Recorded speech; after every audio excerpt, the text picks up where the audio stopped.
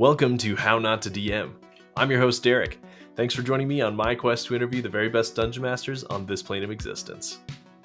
Today's guest is Robert, a Twitch streamer, DM, and podcast host of Unprepared DMs. Robert talked a lot about the lessons he learned in communicating with his players when things went wrong, and is a big believer in making sure everyone is having fun around the table. Enjoy!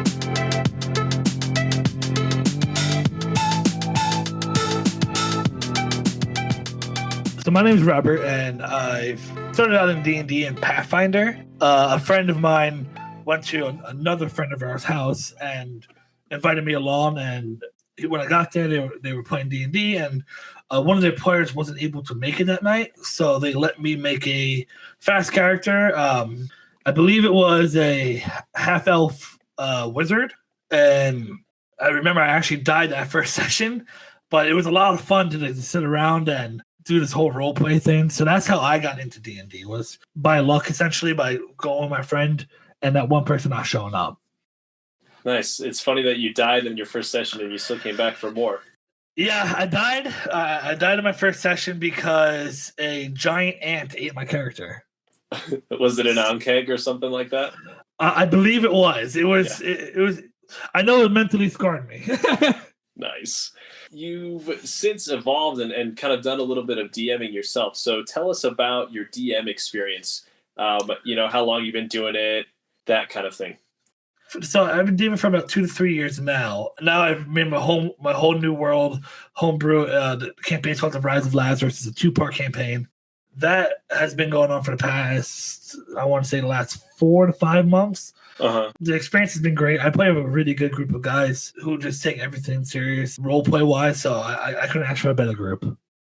Nice. Tell us a little bit about the Rise of Lazarus without spoilers.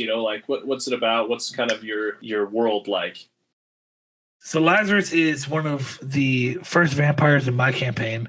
Him and his siblings, Lucifer and Jasmine. Without giving away spoilers, my players aren't there yet. He's a complicated guy. Right now, his goal is to take over the world and get the whole world underneath his compulsion. But my players will find out, and whoever wants to listen in on Mondays will find out soon. There's more to Lazarus than what's been led on. There's a bunch of classic monsters. There's the Wolfman. I put in the Black Lagoon monster. I draw a lot of inspiration from the creatures that I grew up with, so I wanted to, add them into my campaign, as I'm a big horror fan. Cool. Yeah, that's the fun of D&D, right? Is taking all this stuff that you love from all these different places and shoving them into the same game, right? Absolutely. Yeah. So, what is it that you love about DMing the most? What made you decide to get into it, and then why do you keep doing it? What makes it so fun and interesting? So when I was DMing the one-shots, it wasn't because I wanted to quote-unquote DM, it was because nobody else in my friend group originally wanted to. But when I found this new group of people to play with, my best friend and I, we had this one DM called named Soup, and he is an amazing DM storyteller combat-wise. And it just got me, I got bit by the D&D bug pretty hard when he ran his campaign. So I was like, you know what? I'm going to give this a try. What I love the most about DMing for myself, it's a way for me to escape. It's a way for me to tell a story that I want to tell. Mm-hmm. And it gives me the creative freedom that I've been trying to find for a while now. So, I'm in love with DMing. Yeah, I feel the same way. I've always liked telling stories, or always had a really active imagination. I think that's the beauty of a D&D. As a player, as a DM, is you can make D&D whatever you want it to be, and that's the beauty of it to me. Mm-hmm. Who are some of your DM inspirations? They could be people who play on streams or podcasts. They could be YouTubers that you watch a lot of their advice videos. Who are kind of the ones that stick out in your mind? Inspiration for me to DM really comes from my friends and how they are able to roleplay their characters and tell the stories of their characters. The DM Soup has really stepped into my group and helped us get this campaign going. So he's a pretty big inspiration as to why I wanted to DM. for me to stream D&D and to put it live, I would have to give it to Matt Mercer and Brendan Culligan. When you think of DMs, those are the two that always come to people's minds. They're kind of like the grandfathers of this golden age of D&D in my mind. Yeah, absolutely. I mean, I remember growing up in high school when Critical Role was just becoming so popular. D&D, where I was from, wasn't the most popular thing, but I met some friends who watched Critical Role, and I was like, oh, yeah, like, it's cool to see that people were into D&D, but, it's cool to see, like, it's kind of like anime, where people were, like, kind of hide that they were into D&D, and now that's popular. Everyone's coming out of everywhere. It's like, oh, I love D&D. It's awesome. Yeah, it's getting more and more popular by the minute, I think. Let's talk a little bit about when you are DMing and kind of your style. What makes your style unique and interesting for your players that might be a little bit different than the way other people DM? I DM a party of 8, which is a pretty unordinary number for a group. I think what it was that I just have such a bad habit of saying no, and people are, can I play? I was like, yeah, sure. And it kind of got to this big number. I was like, oh, a lot of DMs and a lot of campaigns that I played in before were like, don't split the party, TPKs, this and that.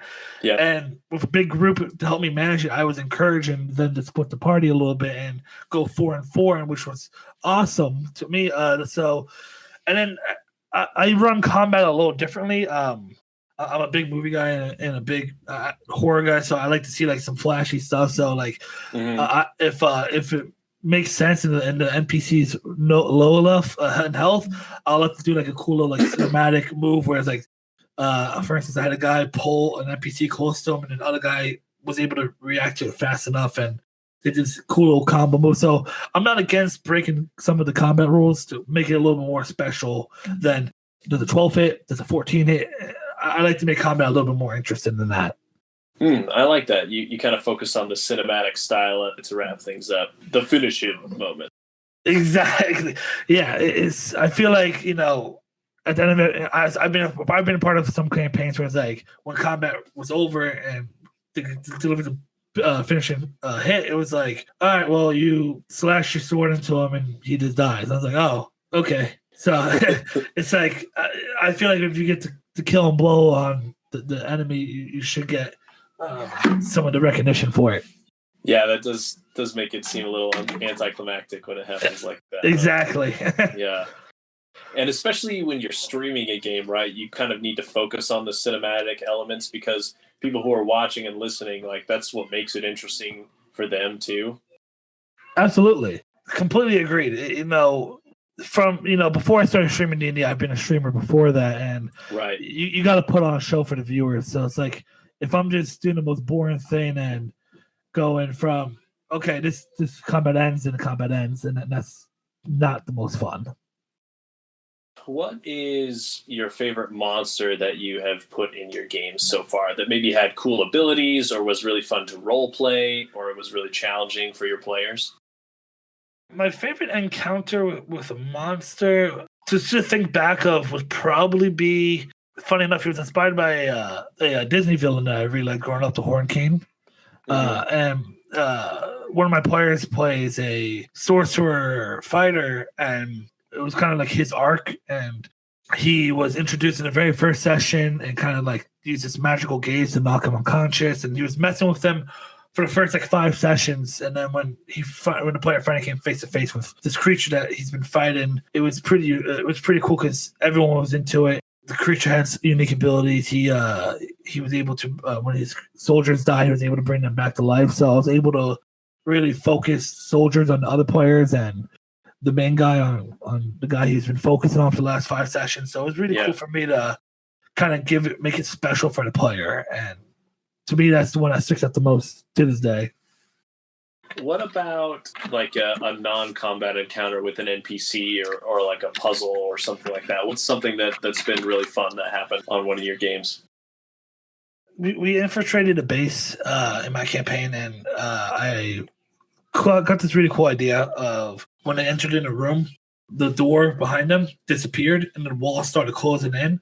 And instead of giving them like a few minutes to decide about it in-game time, I gave them a timer in real life. So it was cool to be like, they were watching this timer go down on my phone, And I'm like, well, can I do this? Can I do that? And it's like, you can try. This doesn't work. And it was cool to see the fear in the player's eyes for the first time in a while. Whereas, like, because D&D time is funky. So I was like, I'm going to go real life time. And that just threw everybody off. And it was, people were screaming at you, like, get over here, help him, do this, do that. As a DM, I was like, yes, traumatized. It's always fun to watch them scramble. It is. That gives me Star Wars trash compactor vibes. Is that kind of what you were going for? That's exactly what I was going for. You've been playing for a little while, right? You've been streaming your campaign, Rise of Lazarus. Tell us a little bit about some of the mistakes you've made as a DM and what you've learned from them while you've been running this game for your friends. How much time do we got? I mean, that's what the podcast is about. as a first-time DM, like officially, like running multiple sessions, I've ran into plenty of mistakes. The first one that comes to my mind is I don't call my players adventurers; they're hunters because they all are accomplished monster hunters in my world. One of my players who is no longer in the campaign right now. He was his backstory. He was already like a grandmaster in his guild as an accomplished hunter. The rest of them were not a ranked hunter or anything.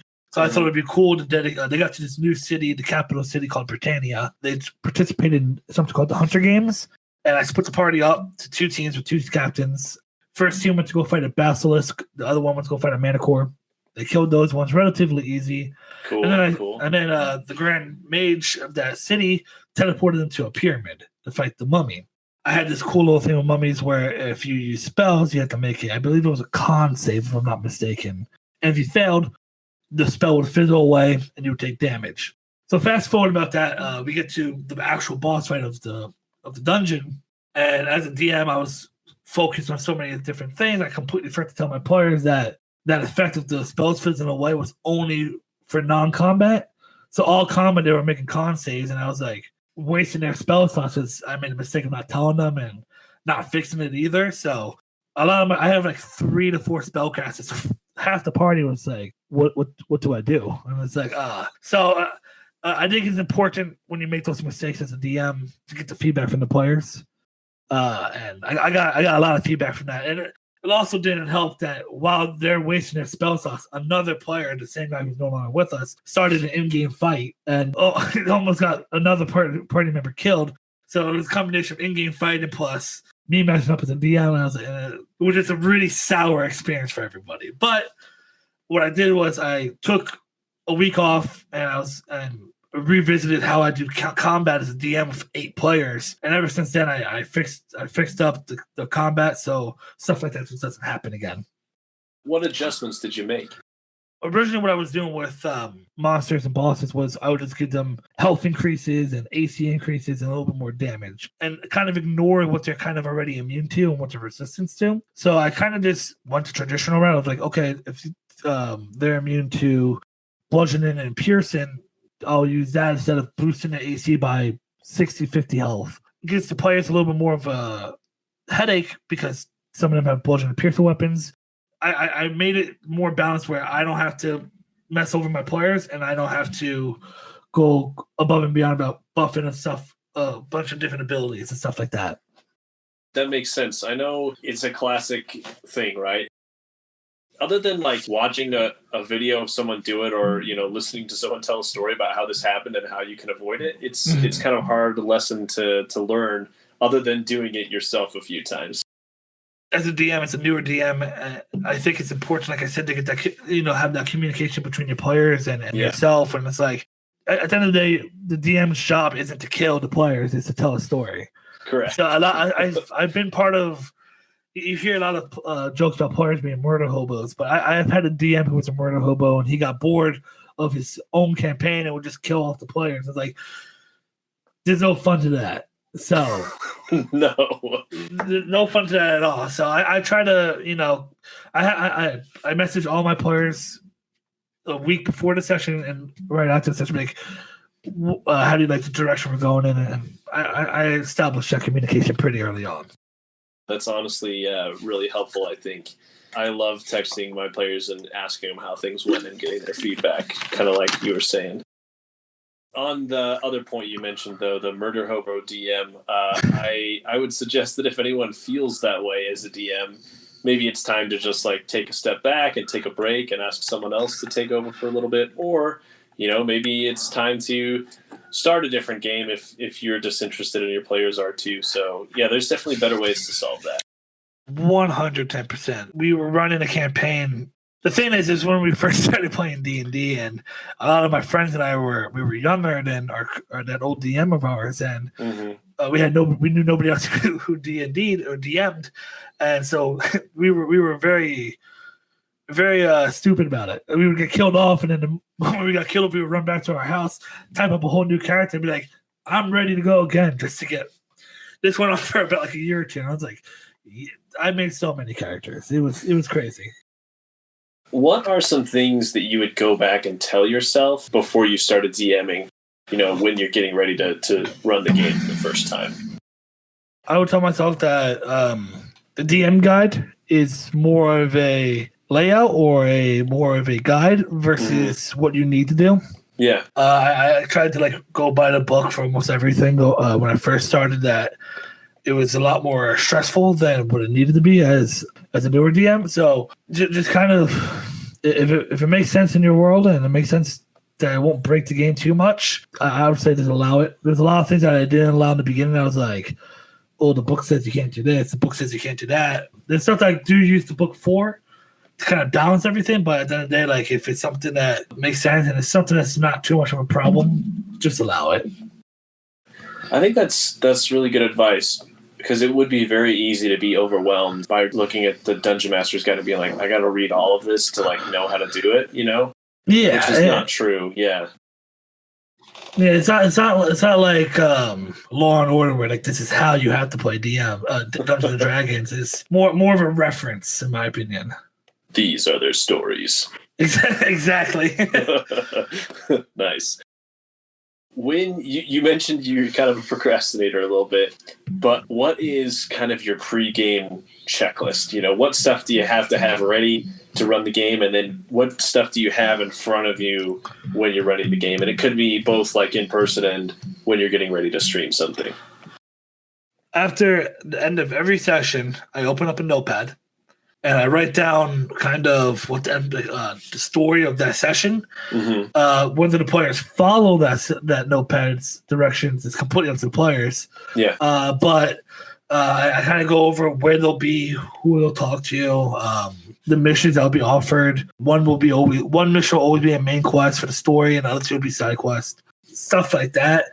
When I open up that notepad, I type the name of the campaign, the session number, and I don't touch that same notepad because I procrastinate everything to that Sunday before the session. And sometimes, if I'm really lucky, I'll touch it on Monday. And then I'll have that same notepad up as I stream. So when I'm streaming, and it bugs me because the content creator and entertainer that I like to be doesn't interact with the chat as much as I'm reading from a notepad, the lines of each NPC that they'll talk to and stuff like that. So for those who have been to my streams during Rise of Lazarus, I apologize if I don't interact with you. It can be hard, man. I've talked to a few people. I talked to a guy named Maka a couple episodes ago, and he just feels overwhelmed sometimes with the chat, but he does an okay job. The people I play with, 3 to 4 of them are my moderators, actually. Okay. So they'll run the chat and everything and bounce back as players. So I'm fortunate for that. But also as the streamer that I am, I like to talk to the people who are chatting. It's I can't do both sometimes. Mm-hmm. So it bugs me a little bit, but at the end of the day, I'm trying to tell a story that hopefully the viewer they're coming back. Hopefully for the story, because I'm not doing much else as a streamer for that. It's really cool to see people come back every week for it. It's one thing that they come back for video games, but I never thought people would come back for Dungeons and Dragons every week. But I've been pulling some. There's times when I pull better numbers on D&D streams than I do on my normal stream, so it's really cool to see. Nice. I like the campaign journal idea that you're kind of talking about. That's something I could probably do more of. I had a player yesterday sell an item that I gave him. I was like, when did I give you that? And I had to pull up, and he was like, you gave it to me during so-and-so. I was like, pulled up the notes. Like, oh, there it is. Yeah, I keep it there for reference. I have every session I've ever written so far in this giant notepad. And if I ever need references, I'll go back to that. It helps me out because I'm not the best at improv. Mm-hmm. I can't speak. So like when people, it's nice when my players start throwing me off course because it gives me more practice with that. It's only happened about twice, but it's been something I've been very fortunate that they get better at. Yeah, improv is a two-edged sword. It's fun when you get it right, but when you're like not prepared for it, it can be tough sometimes. Tell me a little bit about Unprepared DMs, where the idea came from, how you decided to kind of get into that, and then what is your goal for the show? What kind of things are you trying to accomplish, or maybe what's like the one thing you're working towards with that podcast?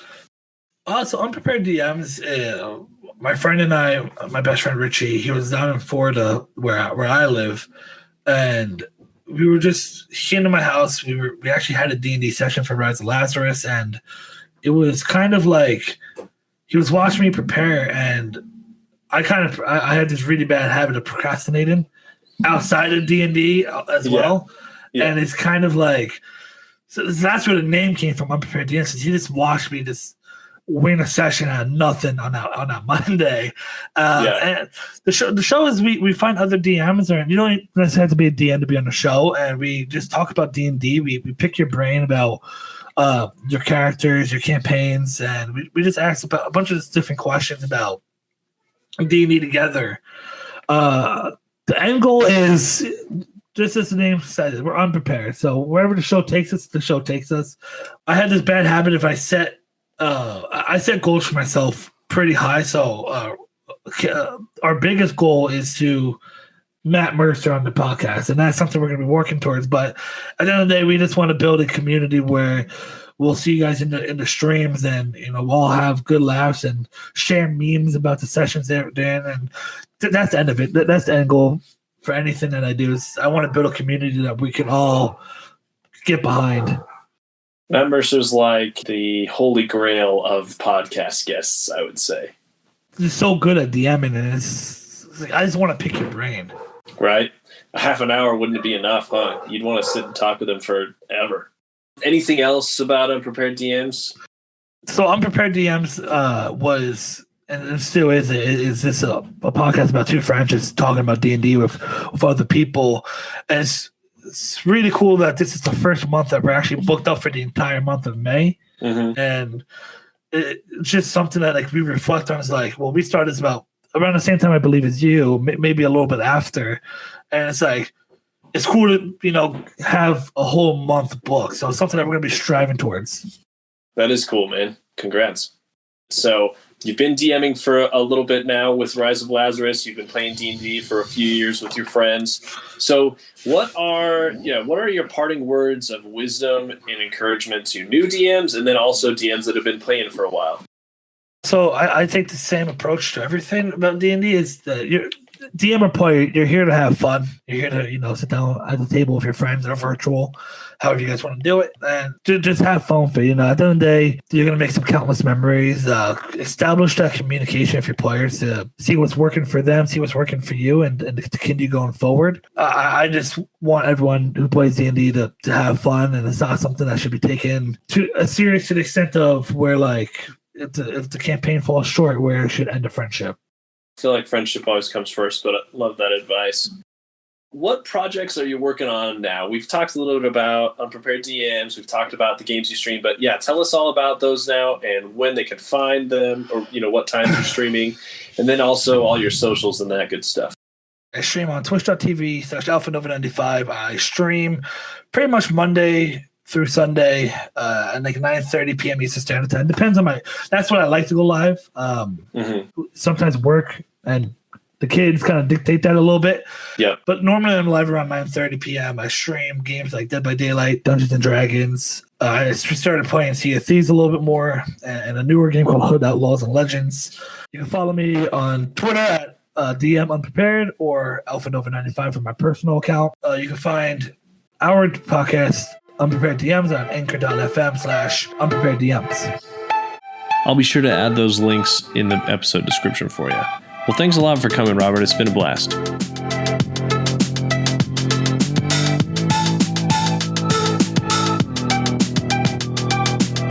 Thanks for listening to How Not to DM. If you enjoyed the show, make sure to subscribe so you don't miss an episode and share the podcast with your friends and family around your table. For episode guest announcements, links to our Discord community, blog, and social media accounts, visit @HN2DM on Twitter. Join me and some other amazing people from the TTRPG community as we play a one-shot for Andrea's Adventurers on June 5th. We're raising $5,000 for the Canadian Cancer Society, so if you'd like to learn more or how to donate, visit andreasadventurers.ca. Our awesome intro and outro music is by my good friend Torrent. And until next time, roll some nat 20s for me.